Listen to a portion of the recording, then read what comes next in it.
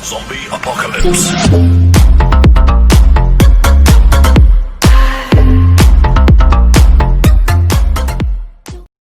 Assalamualaikum warahmatullahi wabarakatuh. Selamat datang kembali di channel Edu dan Inov. Jangan bosan-bosan ya guys untuk terus belajar, menambah pengetahuan di sela-sela waktunya.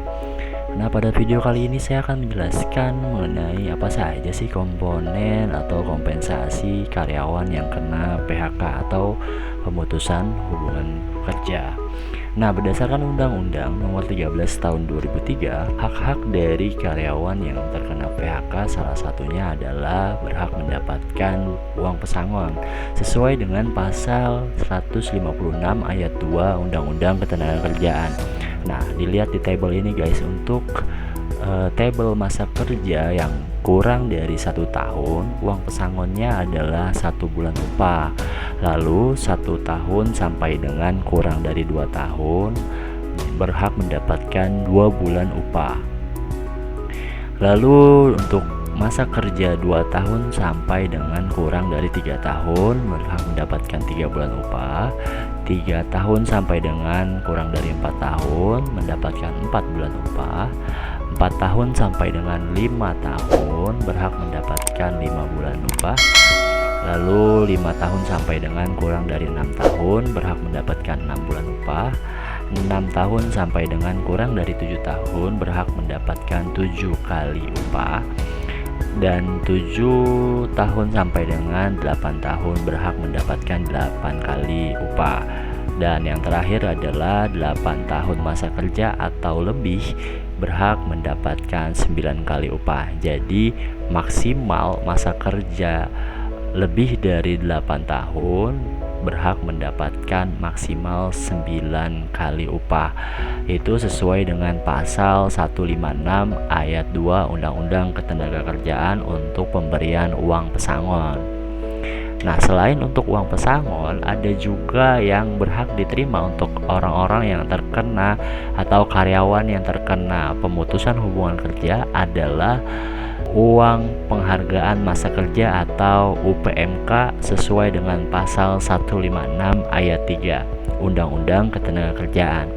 Nah, sesuai dengan tabel ini dan sesuai dengan yang ada di undang-undang, bahwa orang-orang yang berhak mendapatkan uang penghargaan masa kerja atau UPMK adalah orang yang masa kerjanya 3 tahun sampai dengan kurang dari 6 tahun mendapatkan 2 bulan upah.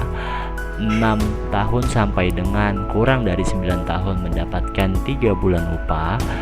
9 tahun sampai dengan 12 tahun mendapatkan 4 bulan upah.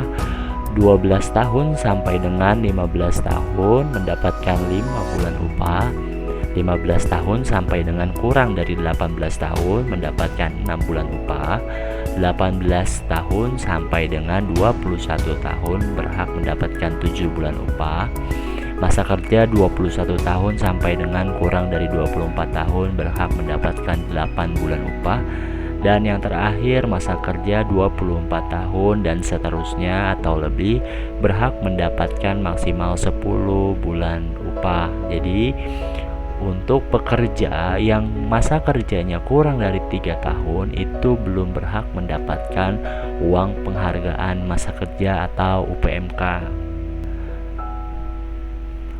Selanjutnya adalah selain berhak mendapatkan uang pesangon dan uang penghargaan masa kerja, karyawan yang terkena PHK juga berhak mendapatkan uang penggantian hak yang seharusnya diterima.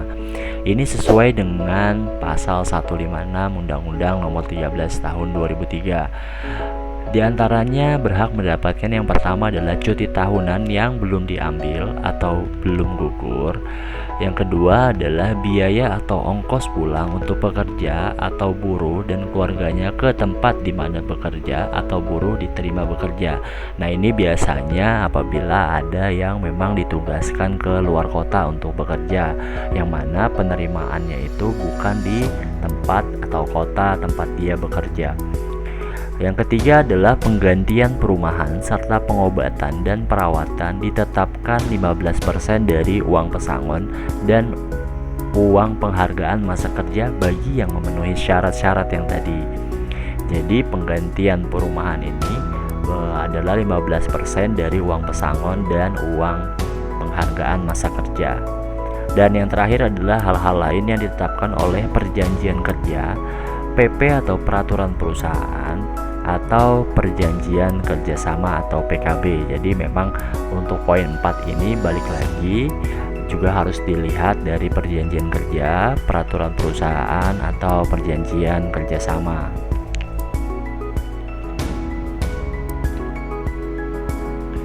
Komponen yang digunakan untuk penghitungan pesangon atau UPMK, uang penghargaan masa kerja, ada dua. Yang pertama adalah gaji pokok, dan yang kedua adalah tunjangan tetap yang diberikan setiap bulannya yang tidak dipengaruhi kehadiran. Jadi definisi tunjangan tetap adalah yang memang rutin setiap bulan diterima, angkanya tidak dipengaruhi oleh kehadiran. Ketika dia tidak masuk atau cuti, dia tetap berhak mendapatkan nilai sepenuhnya. Itu yang dinamakan dengan tunjangan tetap.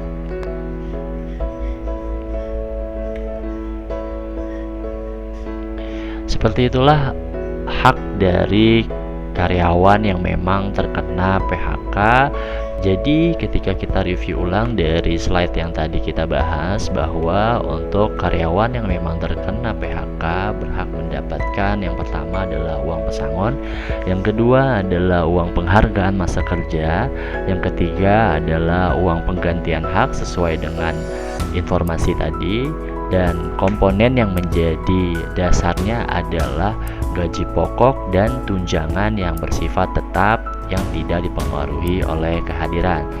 Terima kasih untuk teman-teman yang sudah menyaksikan video ini. Next kita akan buat video bagaimana perhitungan untuk pembayaran pesangon karyawan yang terkena PHK.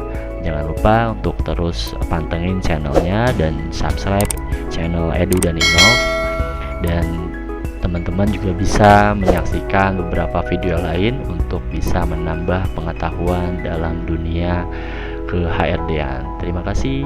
Assalamualaikum warahmatullahi wabarakatuh. Zombie apocalypse.